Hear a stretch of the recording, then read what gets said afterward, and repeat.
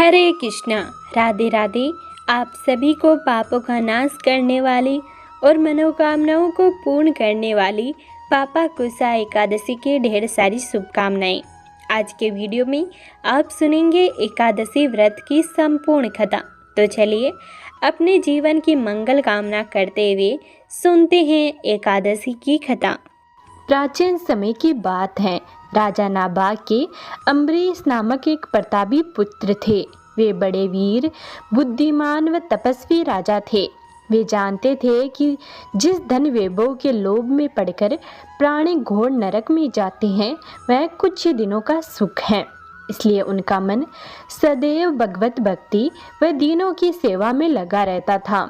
राज्याभिषेक के बाद राजा अम्बरीश ने अनेक यज्ञ करके भगवान विष्णु की पूजा उपासना की, जिन्होंने प्रसन्न होकर उनकी रक्षा के लिए अपने सुदर्शन चक्र को नियुक्त कर दिया।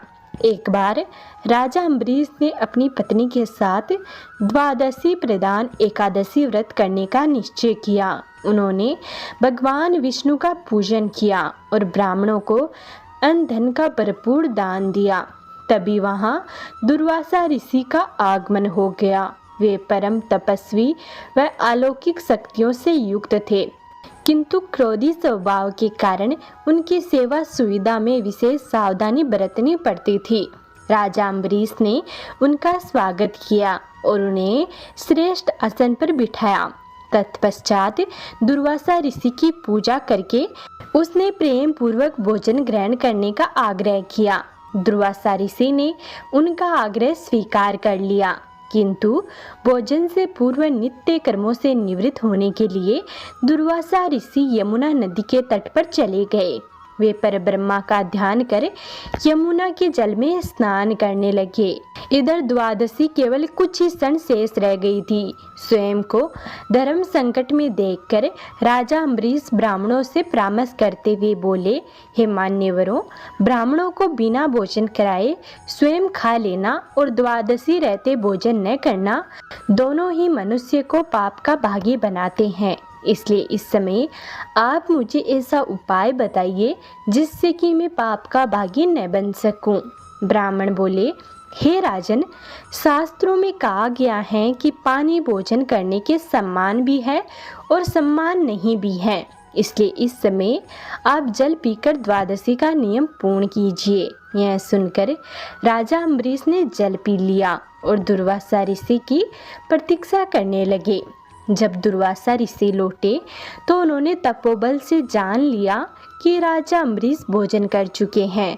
अतः वह क्रोधित हो उठे और कटु स्वर में बोले, दुष्ट अम्बरीश, तू धन के मद में चूर होकर स्वयं को बहुत बड़ा मानता है। तूने मेरा तिरस्कार किया है, मुझे भोजन का निमंत्रण दिया, लेकिन मुझसे पहले स्वयं भोजन कर लिया। अब देख, मैं तुझे तेरी दुष्टता का दंड देता हूँ। क्रोधित होकर दुर्वासा ऋषि ने अपनी एक जटा उखाड़ी और राजा अम्बरीश को मारने के लिए एक भयंकर और विकराल कृत्या उत्पन्न की।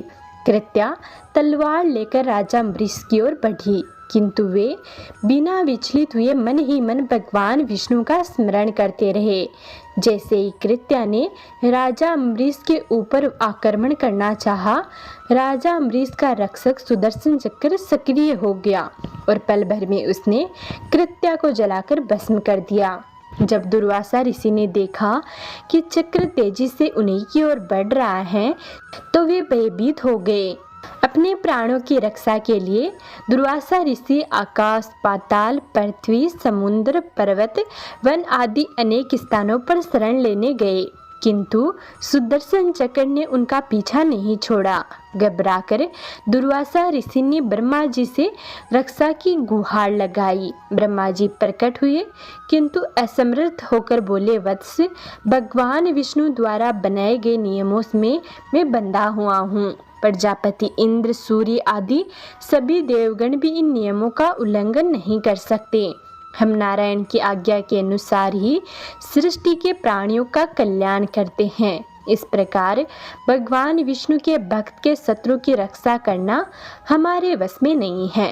ब्रह्मा जी की बातों से निराश होकर दुर्वासा ऋषि भगवान शंकर की शरण में गए। पूरा वरदान सुनने के बाद ब्रह्मा जी ने उन्हें समझाया कि हे ऋषिवर, यह सुदर्शन चक्र भगवान विष्णु का शस्त्र है जो उनके भक्त जन की रक्षा करता है। इसका तेज सभी के लिए असहनीय है, अतः उचित होगा कि आप स्वयं भगवान विष्णु की शरण में जाए। केवल वे ही इस दिव्य शस्त्र से आपकी रक्षा कर सकते हैं और आपका मंगल हो सकता है। वहां से भी निराश होकर दुर्वासा ऋषि भगवान विष्णु की शरण में पहुंचे और उनके चरणों में शीश नवाकर दया की गुहार लगाई। आतर्त्व स्वर में दुर्वासा ऋषि बोले, हे भगवान, मैं आपका अपराधी हूँ। आपके प्रभाव से अनभिज्ञ होकर मैंने आपके परम भक्त राजा अम्बरीश को मारने का प्रयास किया है। हे दयानिधे, कृपा करके मेरी इस दुष्टता को क्षमा करे, मेरे प्राणों की रक्षा कीजिए। भगवान नारायण ने दुर्वासा ऋषि को उठाया और समझाया कि हे मुनिवर, मैं सर्वदा भक्तों के अधीन हूँ। मेरी सीधे साधे भक्तों ने अपने प्रेम पास में मुझे बांध रखा है। भक्तों का एकमात्र आश्रय मैं ही हूँ, अतः मैं स्वयं अपने व देवी लक्ष्मी से भी बढ़कर अपने भक्तों को चाहता हूँ। जो भक्त अपने बंधु बांधवों और समस्त भोग विलास त्याग कर मेरी शरण में आ गए हैं, उन्हें किसी प्रकार छोड़ने का विचार मैं कदापि नहीं कर सकता। यदि आप इस विपत्ति से बचना चाहते हैं तो मेरे परम भक्त अम्बरीश के पास ही जाइए। उनके प्रसन्न होने पर आपकी कठिनाई अवश्य ही दूर हो जाएगी। नारायण की सलाह पाकर दुर्वासा ऋषि राजा अम्बरीश के पास पहुँचे और अपने अपराध के लिए क्षमा मांगने लगे। परम तपस्वी महर्षि दुर्वासा की यह दुर्दशा देखकर राजा अम्बरीश को अत्यंत दुख हुआ। उन्होंने सुदर्शन चक्र की स्तुति की और प्रार्थना पूर्वक आग्रह किया कि वह अब लौट जाए। उनकी स्तुति से प्रसन्न होकर सुदर्शन चक्र ने अपनी दिशा बदल ली और दुर्वासा ऋषि को भयमुक्त कर दिया। जब से दुर्वासा ऋषि वहां से गए थे, तब से राजा अम्बरीश ने भोजन ग्रहण नहीं किया था। वे ऋषि को भोजन कराने की प्रतीक्षा करते रहे। उनके लौटकर आ जाने व भयमुक्त हो जाने के बाद राजा अम्बरीश ने सबसे पहले उन्हें आदर पूर्वक बैठाकर उनकी विधि सहित पूजा की और प्रेम पूर्वक भोजन कराया। राजा के इस व्यवहार से ऋषि दुर्वासा अत्यंत प्रसन्न हुए और उन्हें अनेक आशीर्वाद देकर वहां से विदा हो गए। तो प्रेम से बोली, अब सुनिए पापा कुसा एकादशी के व्रत कथा। धर्मराज युधिष्ठिर कहने लगे कि हे भगवान, मैंने आश्विन कृष्ण एकादशी अर्थात इंदिरा एकादशी का सविस्तार वर्णन सुना। अब आप कृपा करके मुझे आश्विन माह के शुक्ल पक्ष की एकादशी के विषय में भी बताइए। इस एकादशी का क्या नाम है तथा इसके व्रत का क्या विधान है? इसका व्रत करने से किस फल की प्राप्ति होती है? कृपया मुझे यह सब विस्तार पूर्वक कहिए। भगवान श्री कृष्ण कहने लगे कि आश्विन माह के शुक्ल पक्ष की एकादशी का नाम पापा कुसा एकादशी है। इसका व्रत करने से सभी पाप नष्ट हो जाते हैं तथा व्रत करने वाला अक्षय पुण्य का भागी होता है। इस एकादशी से संबंधित जो कथा प्रचलित है उसे मैं तुम्हें सुनाता हूँ, तुम श्रद्धा पूर्वक सुनो। प्राचीन समय की बात है।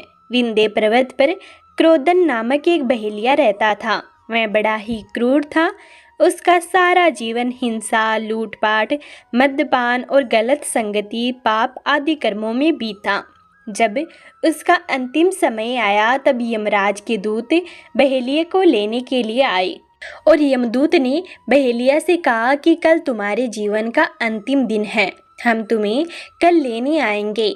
यह बात सुनकर बहेलिया बहुत गंभीर हो गया और महर्षि अंगिरा के आश्रम में पहुंचा और महर्षि अंगिरा के चरणों पर गिरकर प्रार्थना करने लगा कि हे ऋषिवर, मैंने जीवन भर पाप कर्म किए हैं, कृपा कर मुझे कोई ऐसा उपाय बताइए जिससे मेरे सारे पाप मिट जाए और मोक्ष की प्राप्ति हो जाए। क्रोधन की इस दयापूर्वक प्रार्थना पर ऋषि को दया आ गई और उसके निवेदन पर महर्षि अंगिरा ने उसे आश्विन शुक्ल की पापा कुसा एकादशी का विधि पूर्वक व्रत करने को कहा।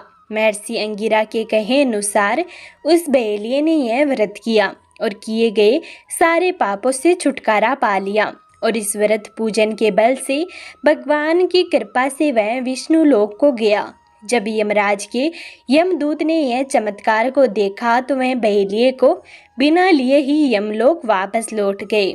हे युधिष्ठिर, यह पापाकुशा एकादशी के व्रत का महात्म्य मैंने तुमसे कहा। इसके पढ़ने और सुनने से मनुष्य सब पापों से छूट जाते हैं और सब प्रकार के भोगों को भोग कर वैकुंठ को प्राप्त होते हैं। तो प्रेम से बोलिए, भगवान श्री हरि विष्णु की जय। एकादशी माता की जय। अब सुनिए तुलसी माता की कहानी। एक समय की बात है, एक गांव में एक बूढ़ी महिला रहती थी। वह प्रतिदिन पूजा पाठ किया करती थी। वह रोज तुलसी माता की पूजा किया करती और तुलसी माता से कहती, हे तुलसी माता, सत की दाता, मैं तेरा बिडवा सींचती हूँ, मुझे बहू दे, पीले रंग की धोती दे, मीठा ग्रास दे, वैकुंठ में वास दे, अच्छी मौत दे, चंदन का काठ दे, अच्छा राज दे, खाने को दाल भात दे और 11 के दिन कृष्ण का कांदा दे। बुढ़िया माँ की यह बातें सुनकर तुलसी माता सूखने लगी। तुलसी माता को यूं सूखते देखकर भगवान ने पूछा, हे तुलसी, तुम दिन प्रतिदिन क्यों सूखती जा रही हो? तुलसी माता ने कहा कि बस मेरे मन की मत पूछो। भगवान ने कहा कि मैं नहीं पूछूंगा तो कौन पूछेगा? इस पर तुलसी माता कहती है कि एक बूढ़ी आती है और कहती है, सत की दाता, मैं तेरा बिडवा सींचती हूँ, मुझे बहू दे, पीले रंग की धोती दे, मीठा ग्रास दे, वैकुंठ में वास दे, अच्छी मौत दे, चंदन का काठ दे, अच्छा राज दे, खाने को दाल भात दे और 11 के दिन कृष्ण का कांदा दे। और ऐसा कहकर चली जाती है। मैं उसकी सभी बातें पूरी कर दूंगी, लेकिन कृष्ण का कांदा कहाँ से लाऊंगी? भगवान कृष्ण बोले कि वह मरेगी तो मैं अपने आप ही कांदा देने आऊंगा, तुम बुढ़िया माई से यह बात कह देना। इसके बाद बुढ़िया माई मर गई। बुढ़िया के मरने पर सारा गांव इकट्ठा हो गया और उसका अंतिम संस्कार आने पर उसे उठाने लगे, लेकिन वह बहुत भारी हो गई, जिससे उसकी अर्थी ठस से मस नहीं हुई। सभी बोले कि यह तो बहुत संस्कारी थी, बहुत पूजा पाठ करती थी, कोई पाप भी नहीं किया, फिर यह इतनी भारी कैसे हो गई? तभी बूढ़े ब्राह्मण के वेश में भगवान आए और कहने लगे कि यह भेंट कैसी है। तब गांव वाले बोले कि एक बुढ़िया मर गई है और वह इतनी पापिनी थी कि उसकी अर्थी उठ नहीं रही है, बहुत भारी हो गई है। भगवान बोले कि मुझे इसके कान में कुछ कहने दो, फिर यह उठ जाएगी। भगवान बुढ़िया माई के पास गए और उनके कान में कहा कि माई, तू अपने मन की कर ले, पीतांबर की धोती ले, मीठा ग्रास ले, वैकुंठ में वास ले, चटक की चाल ले, चंदन का काठ ले, झालर की झनकार ले, दाल भात ले और कृष्ण का कांदा ले। भगवान की बातें सुनकर बुढ़िया हल्की हो गई। भगवान अपने कंधे पर उसे ले गए। बुढ़िया को मुक्ति मिल गई और वह वैकुंठ को चली गई। हे तुलसी माता, जैसे आपने बुढ़िया माई की सारी इच्छाएं पूरी की, वैसे सभी की करना। बोलो भगवान श्री हरि विष्णु की जय। तुलसा माता की जय। अब सुनिए लड्डू गोपाल की सच्ची भक्ति की कहानी। कमल किशोर सोने और हीरे के जवाहरात बनाने और बेचने का काम करता था। उसकी दुकान से बने हुए गहने दूर दूर तक मशहूर थे।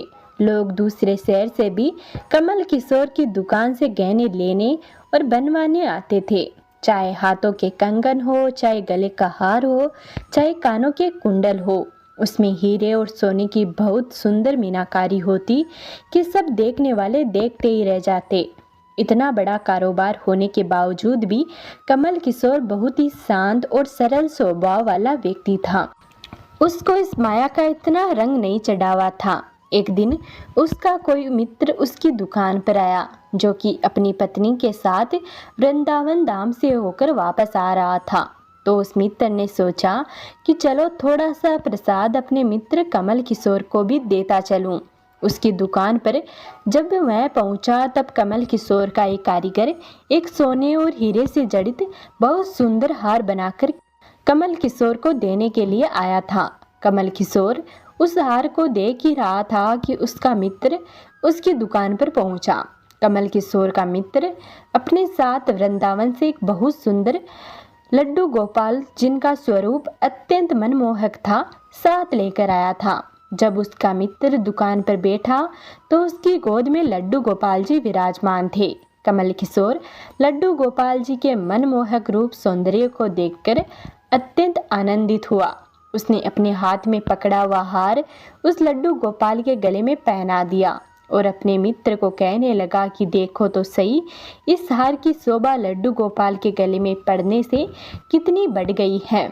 उसका मित्र और कमल किशोर आपस में बातें करने लगे। बातों ही बातों में उसका मित्र लड्डू गोपाल को हार सहित लेकर चला गया।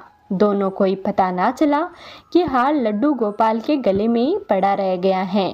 कमल किशोर का मित्र अपनी पत्नी के साथ एक टैक्सी में सवार होकर अपने घर को रवाना हुआ। जब वह टैक्सी से उतरे तो भूलवश लड्डू गोपाल जी उसी टैक्सी में रह गए।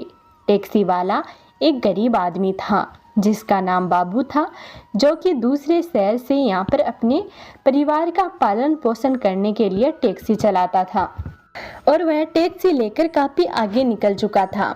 आज उसको अपने घर वापस जाना था, जो कि दूसरे शहर में था। जब टैक्सी लेकर बाबू अपने घर पहुंचा तो उसने जब टैक्सी की पिछली सीट पर देखा तो उसको ध्यान लड्डू गोपाल जी पर पड़ा, जो कि बड़े शाही तरीके से पिछली सीट पर गले में हार धारण करके सुंदर सी पोशाक पहनकर हाथ में बांसुरी पकड़े हुए पसर कर बैठे हुए हैं। बाबू यह देखकर एकदम से घबरा गया कि यह लड्डू गोपाल जी किसके हैं, लेकिन अब वह दूसरे शहर से अपने शहर आ चुका था, जो कि काफी दूर था और वह सवारी का घर भी नहीं जानता था। तो वह दुविधा में पड़ गया कि वह क्या करे। फिर उसने बड़ी श्रद्धा से हाथ धोकर लड्डू गोपाल जी को उठाया और अपने घर के अंदर ले गया। जैसे ही उसने घर के अंदर प्रवेश किया, उसकी पत्नी ने उसके हाथ में पकड़े लड्डू गोपाल जी को जब देखा, इतने सुंदर स्वरूप वाले लड्डू गोपाल जी को देखकर उसकी पत्नी ने झट से लड्डू गोपाल जी को अपने पति के हाथों से ले लिया। उसकी पत्नी, जिनकी शादी को 8 साल हो चुके थे, उनके अभी तक कोई संतान नहीं थी, लेकिन गोपाल जी को हाथ में लेते ही उसका वात्सल्य भाव जाग उठा। उसकी ममतामयी और करुणामयी आंखें झरझर कर बहने लगी। ममतावश और वात्सल्य भाव के कारण ठाकुर जी को गोद में उठाते ही उसको ऐसा लगा उसने किसी अपने बच्चे को गोद में उठाया है। उसके स्तनों से अपने आप दूध निकलने लगा। अपनी ऐसी दशा देखकर बाबू की पत्नी मालती बहुत हैरान हुई। उसने कसकर गोपाल जी को अपने सीने से लगा लिया और आंखों में आंसू बहाती हुई बोली, अरे बाबू, तुम नहीं जानते कि आज तुम मेरे लिए कितना अमूल्य रत्न लेकर आए हो। बाबू कुछ नहीं समझ पा रहा था कि मेरी पत्नी को अचानक से क्या हो गया है, लेकिन उसकी पत्नी तो जिससे बावरी सी हो गई थी। वह गोपाल जी को जल्दी जल्दी अंदर ले गई और उनसे बातें करने लगी। अरे लल्ला, इतनी दूर से आए हो, तुम्हें भूख लगी होगी। और उसने जल्दी जल्दी मधु और घी से बनी चूरी बनाकर और दूध गर्म करके ठाकुर जी को भोग लगाया। और उधर कमल किशोर ने जब अपनी दुकान पर हार को ना देखा तो उसको याद आया कि हार तो ठाकुर जी के गले में ही रह गया है। तो उसने अपने मित्र को संदेश भेजा। तो मित्र ने आगे से जवाब दिया, अरे मित्र, मैं माखन चोर और चित चोर हार सहित खुद भी चोरी हो गया है। मैं तो खुद इतना परेशान हूँ। कमल किशोर अब थोड़ा सा परेशान हो गया। कितना कीमती हार ना जाने कहाँ चला गया। मुझे तो लाखों का नुकसान हो गया, लेकिन फिर भी अपने सरल स्वभाव के कारण उसने अपने मित्र को कुछ नहीं कहा और उसने मन में सोचा कि कोई बात नहीं, मेरा हार तो ठाकुर जी के ही अंग लगा है। अगर मेरी भावना सच्ची है तो ठाकुर जी उसको पहने रखे। और उधर बाबू और उसकी पत्नी मालती दिन रात ठाकुर जी की सेवा करते। अब तो मालती और बाबू को लड्डू गोपाल जी अपने बेटे जैसे ही लगने लगे। लड्डू गोपाल जी की कृपा से अब मालती के घर एक बहुत ही सुंदर बेटी ने जन्म लिया। इन सब बातों का श्रेय वह लड्डू गोपाल जी को देते कि यह हमारा बेटा है और अब हमारी बेटी हुई है। अब हमारा परिवार पूर्ण हो गया है। मालती लड्डू गोपाल जी को इतना स्नेह करती कि रात को उठ उठ कर देखने जाती कि लड्डू गोपाल जी को कोई कष्ट तो नहीं है। ऐसे ही एक दिन कमल किशोर को व्यापार के सिलसिले में दूसरे शहर जाना पड़ रहा था। जहाँ पर बाबू रहता था। लेकिन दुर्भाग्यवश जब वो उस शहर में पहुंचा तो अचानक से इतनी भारी बारिश शुरू हो गई कि कमल किशोर को जहाँ पहुंचना था वहाँ पहुंच ना सका। तब वहाँ बाबू अपनी टैक्सी लेकर आ गया और उसने परेशान कमल किशोर को पूछा, बाबूजी आप यहाँ क्यों खड़े हो? बारिश तो रुकने वाली नहीं है और सारे शहर में पानी भरा हुआ है। आप अपनी मंजिल तक नहीं पहुँच सकोगे और ना ही कहीं पर रुक पाओगे। मेरा घर पास ही है, अगर आप चाहो तो मेरे घर आ सकते हो। कमल किशोर, जिसके पास सोने और हीरे के काफी गहने थे, वह जहाँ टैक्सी वाले के साथ जाने के लिए थोड़ा घबरा रहा था, लेकिन उसके पास कोई और चारा भी नहीं था और वह बाबू के घर उसके साथ टैक्सी में बैठकर चला गया। घर पहुंचते ही बाबू ने मालती को आवाज़ दी कि आज हमारे घर मेहमान आए हैं, उनके लिए खाना बनाओ। कमल किशोर ने देखा कि बाबू का घर एक बहुत छोटा सा लेकिन व्यवस्थित ढंग से सजा हुआ है। घर में अजीब तरह के इत्र की खुशबू आ रही है जो कि उसके हृदय को आनंदित कर रही थी। जब मालती ने उनको भोजन परोसा तो कमल किशोर को उसमें अमृत जैसा स्वाद आया। उसका ध्यान बार बार उस दिशा की तरफ जा रहा था जहाँ पर ठाकुर जी विराजमान थे। वहां से उसको एक अजीब तरह का प्रकाश नजर आ रहा था। तो कमल किशोर ने बाबू से पूछा कि अगर आपको कोई एतराज ना हो तो क्या आप बता सकते हो कि उस दिशा में क्या रखा है? मेरा ध्यान उसकी तरफ आकर्षित हो रहा है। तो बाबू और मालती ने एक दूसरे की तरफ मुस्कुराते हुए कहा कि वहां पर तो हमारे घर के सबसे अहम सदस्य लड्डू गोपाल जी विराजमान हैं। तो कमल किशोर ने कहा, क्या मैं उनके दर्शन कर सकता हूँ? तो मालती उनको उस कोने में ले गई जहाँ पर लड्डू गोपाल जी विराजमान थे। कमल किशोर लड्डू गोपाल जी को और उनके गले में पड़े हार को देखकर एकदम से हैरान हो गया। यह तो वही लड्डू गोपाल है और यह वही हार है जो मैंने अपने मित्र के लड्डू गोपाल जी को डाला था। कमल किशोर ने बड़ी विनम्रता से पूछा, ये गोपाल जी तुम कहाँ से लाए?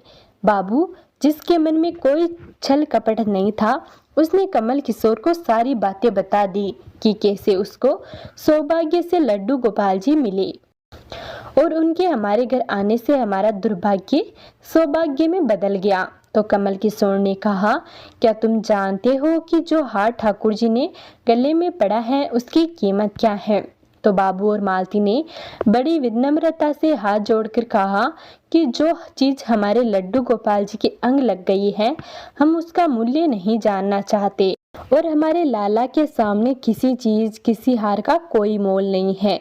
तो कमल किशोर एकदम से चुप हो गया और उसने मन में सोचा कि चलो अच्छा है, मेरा हार ठाकुर जी ने अपने अंग लगाया हुआ है।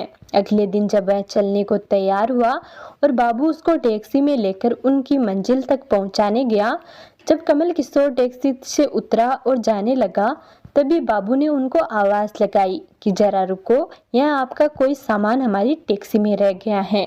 लेकिन कमल किशोर ने कहा, मैंने तो वहाँ कुछ नहीं रखा। लेकिन बाबू ने कहा, यह बैग तो आप ही का है। जब कमल किशोर ने उसको खोल कर देखा तो उसमें बहुत सारे पैसे थे। कमल किशोर एकदम से हक्का बक्का रह गया कि यह तो उतने ही पैसे हैं जितने की उस हार की कीमत है। उसकी आंखों से आंसू आ गए कि जब तक मैंने निश्चल भाव से ठाकुर जी को वह हार धारण कराया हुआ था, तब तक उन्होंने पहने रखा। मैंने उनको पैसे का सुनाया तो उन्होंने मेरा अभिमान तोड़ने के लिए मुझे पैसे दे दिए हैं। मैं ठाकुर जी से क्षमा मांगने लगा, लेकिन अब हो भी क्या सकता था। इसलिए हमारे अंदर ऐसे भाव होने चाहिए कि उनमें अहंकार न होकर विनम्रता होनी चाहिए और ठाकुर जी जैसा चाहते हैं वैसा ही होता है। हम तो निमित्त मात्र हैं। कौन ठाकुर जी को वृंदावन से लाया और किसके घर जाकर वह विराजित हुए, ये सब ठाकुर जी की लीला है। जिसके घर रहना है, जिसके घर सेवा लेनी है, ये सभी जानते हैं। हम तो निमित्त मात्र हैं, बस हमारे भाव शुद्ध होने चाहिए। ठाकुर जी तो बड़े बड़े पकवान नहीं बल्कि भाव से खिलाई छोटी से छोटी चीज को भी ग्रहण कर लेते हैं। तो प्रेम से बोलिए, लड्डू गोपाल की जय, भगवान श्री हरि विष्णु की जय, एकादशी माता की जय। तो ये था आज का वीडियो। अगर आपको यह वीडियो पसंद आया हो तो वीडियो को लाइक कर कमेंट में एकादशी माता की जय ज़रूर लिखें और साथ ही चैनल को सब्सक्राइब ज़रूर कर लें।